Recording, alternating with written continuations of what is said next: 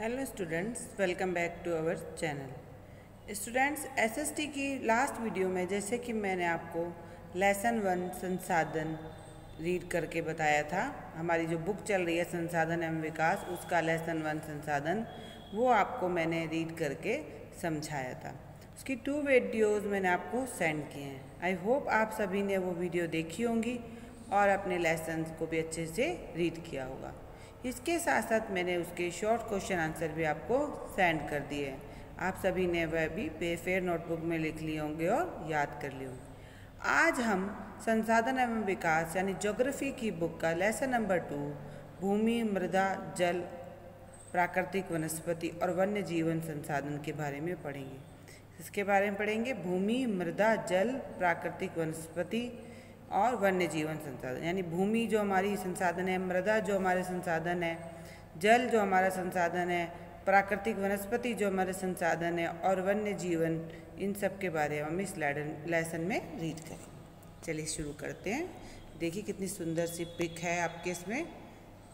Lesson के starting में वन्य जीवन दिखा रखा है ना, भूमि भी दिखा रखी है, जल भी दिखा रखा है और इसके साथ साथ उन्होंने मृदा भी दिखा रखी है, प्राकृतिक वनस्पति भी और वन्य जीवन संसाधन। वन्य जीवन संसाधन में ये आ गए हमारे खरगोश दिख रहा है, हिरण दिख रहा है, फिश दिख रही है और एलिफेंट दिख रहा है। ये सब आगे ऊपर बर्ड्स दिख रहे हैं, ये पेड़ पौधे, ये वन्य जीवन संसाधन है। ठीक है, चलिए रीड करते हैं। माम्बा तंजानिया अफ्रीका महाद्वीप के एक छोटे गांव में रहती है। माम्बा तंजानिया नाम एक बच्ची का जिक्र है। तो वह अफ्रीका महाद्वीप के एक छोटे गांव में रहती है। वह सुबह जल्दी पानी लाने के लिए जल्दी उठती है। पानी लाने के लिए उसे बहुत दूर जाना पड़ता है, जिसमें उसे कुछ घंटे लग जाते हैं। इसके बाद वह घर के कामों में अपनी माँ की मदद करती है और अपने भाइयों की बकरियाँ चराने में मदद करती है। उसके परिवार के पास उनकी छोटी झोपड़ी के चारों तरफ चट्टानी भूमि का एक छोटा भाग है। माम्बा के पिता कड़ी मेहनत के बाद केवल कुछ मक्का और सेम ही उगा पाते हैं और यह उनके परिवार के साल भर के खाने के लिए पूरा नहीं पड़ता। यानी उनका घर जो है वो ऐसे इलाके में जिसके चारों तरफ चट्टानी भूमि है, जहाँ पर खेती करना आसान नहीं होता।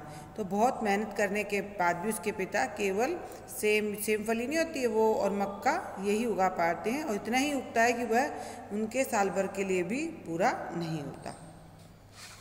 आगे देखेंगे। पीटर न्यूजीलैंड के भेड़ पालन प्रदेश के मध्यवर्ती क्षेत्र में रहता है। दूसरा बच्चा कौन है? पीटर। वो न्यूजीलैंड के भेड़ पालने वाला क्षेत्र है, वहाँ रहता है। उसके परिवार का ऊन प्रक्रमण करने का कारखाना है। यानी ऊन, भेड़ से ऊन प्राप्त होती है ना, तो ऊन का उत्पादन करने का कारखाना है। प्रतिदिन स्कूल से लौटने के बाद पीटर अपने चाचा को अपनी भेड़ों की देखरेख करते हुए देखता है। उनका भेड़ों का बाड़ा थोड़ी दूर पहाड़ियों से लगे हुए एक बड़े से घास के मैदान पर स्थित है। यहाँ की आधुनिकतम प्रौद्योगिकी का प्रयोग करते हुए वैज्ञानिक तरीके से इसका प्रबंध किया जाता है।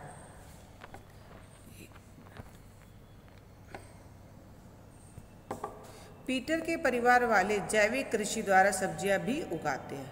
अब एक तो थी यहाँ पर माम्बा तंजानिया जो अफ्रीका महाद्वीप में रहती है, जिसे पानी लाने के लिए बहुत दूर जाना पड़ता है और वह बकरियां भी चराते हैं और उसके घर के आसपास पहाड़ी भूमि है, जहाँ वो बड़ी मेहनत से सिर्फ सेम और मक्का उगा पाते हैं, जो उनकी खुद की ज़रूरतों को भी पूरा नहीं करता। दूसरा पीटर है जो न्यूजीलैंड के भेड़ पालन प्रदेश में रहता है। वह ऊन बनाने का कारखाना उनका चलाते हैं वो लोग और क्या करते हैं, उसके अलावा वो आधुनिकतम प्रौद्योगिकी का प्रयोग करते हैं, यानी आधुनिक तरीकों से, वैज्ञानिक तरीकों से यह सब कार्य करते हैं। इसके अलावा वह पीटर के परिवार में जैविक कृषि द्वारा सब्जियों, जैविक यानी जो जैविक खाद होती है उसका प्रयोग करते हैं। माम्बा और पीटर विश्व के 2 अलग अलग स्थानों में रहते हैं, 2 अलग अलग जगहों पर रहते हैं। एक रहते हैं अफ्रीका महाद्वीप और दूसरा न्यूजीलैंड। उनके जीवन व्यतीत करने में भी बहुत बड़ा अंतर है। यह विभिन्नता जमीन की गुणवत्ता, मिट्टी, पानी, प्राकृतिक वनस्पति, प्राणियों और प्रौद्योगिकी के उपयोग की भिन्नता की वजह से है। उनके जीवन का व्यतीत करने के तरीके में अंतर जो है वो किस वजह से है? क्योंकि जो जहाँ पर रहते हैं वहाँ की ज़मीन की गुणवत्ता अच्छी होगी तो पैदावार अच्छी होगी तो ज़रूरतें पूरी होंगी। तो ऐसा देख रहे हो आप, न्यूजीलैंड में अधिक पैदावार हो रही है और अफ्रीका महाद्वीप वाली जो माम्बा है वो अपने साल भर के भी गुजारे लायक उनके पैदावार ज़मीन से फसल की नहीं होती।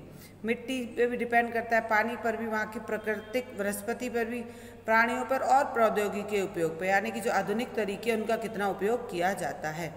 इन स्थानों का एक दूसरे से अलग होने का मुख्य कारण इस प्रकार के संसाधनों की उपलब्धता है, यानी ये संसाधन जैसी जहाँ पर उपलब्धता होगी वैसे ही वहाँ पर सघनता बढ़ती जाती है जनसंख्या की। भूमि की सभी महत्वपूर्ण प्राकृतिक संसाधनों में शामिल है। अब हम पहला प्राकृतिक संसाधन भूमि के बारे में पढ़ रहे हैं। भूमि भी सभी महत्वपूर्ण प्राकृतिक संसाधनों में शामिल है।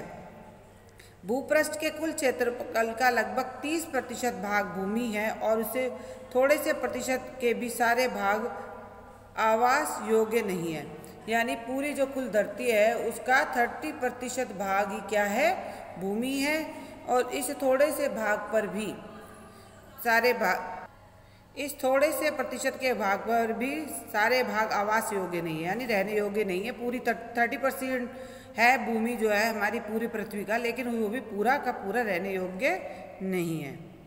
ठीक है, उसके बाद आप देखेंगे मुख्यतः भूमि और जलवायु के अलग अलग लक्षणों की वजह से विश्व के विभिन्न भागों में जनसंख्या का वितरण असमान है, यानी भूमि की अलग अलग तरह की पाई जाती है, जलवायु अलग तरह की पाई जाती है। इन सभी की वजह से जो है जनसंख्या का वितरण भी असमान, यानी कहीं जनसंख्या अधिक है और कहीं जनसंख्या कम है। उबड़ खाबड़ भूमि, पर्वतों के तीखे ढाल, जलाक्रांत, संभावित निम्न क्षेत्र, मरुस्थल क्षेत्र एवं सघन वन क्षेत्र अधिकतर विरल एवं निर्जन होते हैं, यानी कि उबड़ खाबड़ जाकी जमीन हो, पर्वतों की तीखी ढाल हो, जल कम आता हो, है ना, जल कि निचले क्षेत्र हो, मरुस्थल हो, घने जंगल हो, वहाँ पर क्या होता है, वहाँ पर जनसंख्या विरल होती है, यानी बहुत कम, या निर्जन होती है, बिल्कुल ही नहीं होती। उर्वर मैदानों और नदी घाटियों में कृषि के लिए उपयुक्त भूमि उपलब्ध है, इसलिए ये विश्व की सघन बसे क्षेत्र है। उर्वर मैदानों यानी जहाँ पर मैदान जो है वो उपजाऊ है, फसल अच्छी हो सकती है, अच्छी पैदावार हो सकती है, और नदी घाटियाँ है, नदियों के किनारे जहाँ पर फसल अच्छे से उग सकती है, फसल के लिए पानी भी प्रचुर मात्रा में प्राप्त होता है, तो ऐसे इलाके जो है वो विश्व के सघन बसे क्षेत्र है, यानी वहाँ पर सबसे अधिक क्या है, जनसंख्या का बसाव है। ठीक है, उसके बाद हम पढ़ेंगे भूमि उपयोग। भूमि विभिन्न कार्यों के लिए उपयोग में लाई जाती है, जैसे कृषि, वानिकी, खनन, सड़कों और उद्योगों की स्थापना। साधारणतः ये भूमि उपयोग कहलाता है, यानी भूमि पर जो जो हम कार्य करते हैं, कृषि करते हैं, वानिकी करते हैं, खनन करते हैं, सड़कों और उद्योगों की स्थापना करते हैं, ये सब क्या कहलाता है, भूमि उपयोग कहलाता है। आपको माम्बा और पीटर के परिवारों के भूमि के प्रयोग के विभिन्न तरीकों की जानकारी है। इन उपयोगों की एक सूची तैयार करो।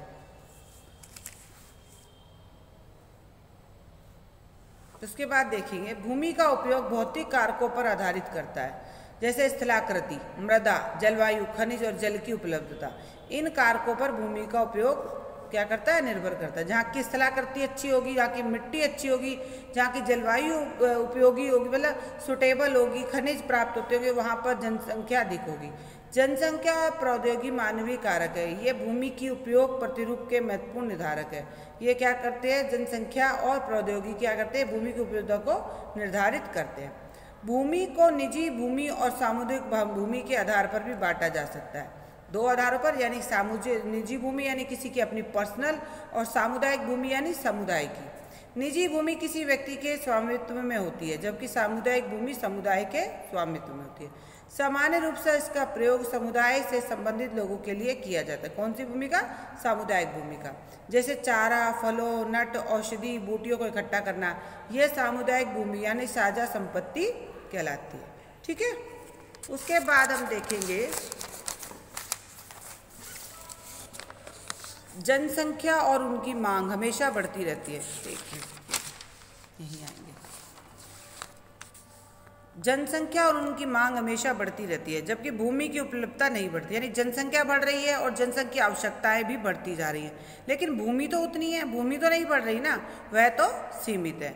जगह के अनुसार भूमि की गुणवत्ता में भिन्नता होती है। लोगों ने सामुदायिक भूमि पर व्यापारिक क्षेत्र बनाने, नगरीय क्षेत्रों में आवास बनाने और ग्रामीण क्षेत्रों में कृषि योग्य भूमि का विस्तार करने के लिए आधानिकृत हस्तक्षेप करना शुरू कर दिया है। आधुनिक समय में भूमि उपयोग प्रतिरूप के व्यापक परिवर्तन हमारे समाज में सांस्कृतिक बदलावों को दिखाते हैं। यानी भूमि की आवश्यकता की जो बदलाव आ रहे हैं उससे हमारे व्यापक परिवर्तन जो हो रहे हैं, सांस्कृतिक बदलाव जो हो रहे हैं वह दिखाई देते हैं। उसके बाद कृषि और निर्माण संबंधी गतिविधियों के प्रसार की वजह से निम्नीकरण, भूस्खलन, मृदा अपरदन, मरुस्थलीकरण पर्यावरण के लिए संकट है।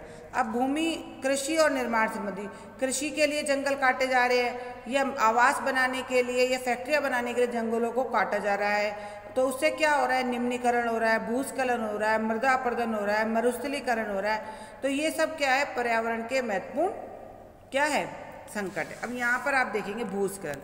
भूस्खलनों को शैल, मलबा या ढाल से गिरने वाली मिट्टी में वृहद संचलन के रूप में परिभाषित किया जाता है। यानी क्या, जब पहाड़ों से शैल, पत्थर, मलबा, ढाल नीचे गिर के आने लगते हैं तो इसे हम क्या कहते हैं, भूस्खलन।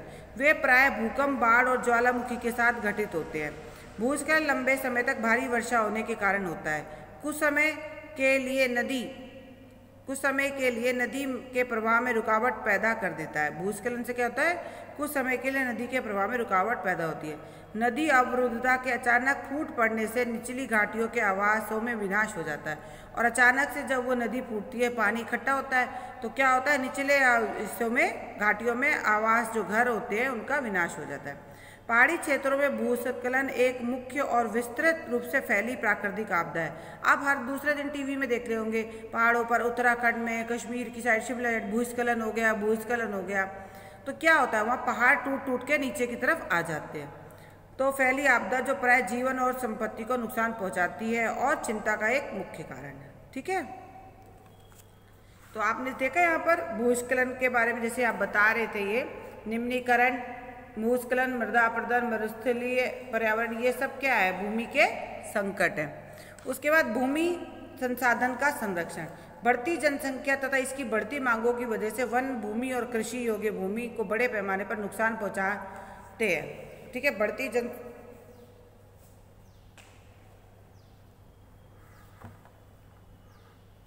बढ़ती जनसंख्या तथा इसकी बढ़ती मांग की वजह से वन भूमि और कृषि योग्य भूमि को बड़े पैमाने पर नुकसान पहुंचाते हैं। इससे इस प्राकृतिक संसाधन के समाप्त होने का खतरा पैदा हो जाता है। यानी इससे क्या हो रहा है, हम लोग, जनसंख्या बढ़ रही है, हमारी डिमांड बढ़ रही है, तो हम कृषि योग्य भूमि को भी बढ़ा रहे हैं और अपने रहने के लिए भी बढ़ा रहे हैं। तो इससे हमारी जो है पर्यावरण में असंतुलन पैदा हो रहा है। ठीक है, जिससे प्राकृतिक संसाधन धीरे धीरे समाप्त होने के कगार पर पहुंचते जा रहे हैं। अब आप यहाँ पर देखेंगे मृदा परिच्छेदिका का आपके यहाँ पर पिक्चर दिया होगा। ठीक है, ये देखिए, ह्यूमस और वनस्पति के साथ ऊपरी मृदा जो पहली लेयर होती है, दूसरी बालू, गाद, कले के साथ वाली उपमृदा, तीसरी अपक्षय चट्टानों के पदार्थों को मिलाना और फिर जनक शैल चट्टानें। ये मृदा परिच्छेदिका यानी मिट्टी की लेयर्स के बारे में ये पिक है। आप चाहे तो आप इसे अपनी फेयर नोटबुक में भी बना सकते हैं, बहुत अच्छा लगेगा और आपको समझ में भी अच्छे से आएगा। ठीक है स्टूडेंट्स, तो आज की वीडियो में मैंने आपको ये 2 पेजेस रीड करा दी हैं। पहले यहाँ से स्टार्टिंग करते हुए हैं, ये वाला पेज नंबर जो है दूसरा पेज, उसके बाद ये तीसरा पेज। अब इसके बाद आता है मृदा, जो है वो मैं आपको, पहले भूमि के बारे में अपने रीड कर रहे थे अब तक सारा, अब हम नेक्स्ट वीडियो में मृदा के बारे में रीड करेंगे। तब तक आपने इस वीडियो को देखते हुए अपनी बुक को अच्छे से रीड करना है और समझना है। Okay, good day.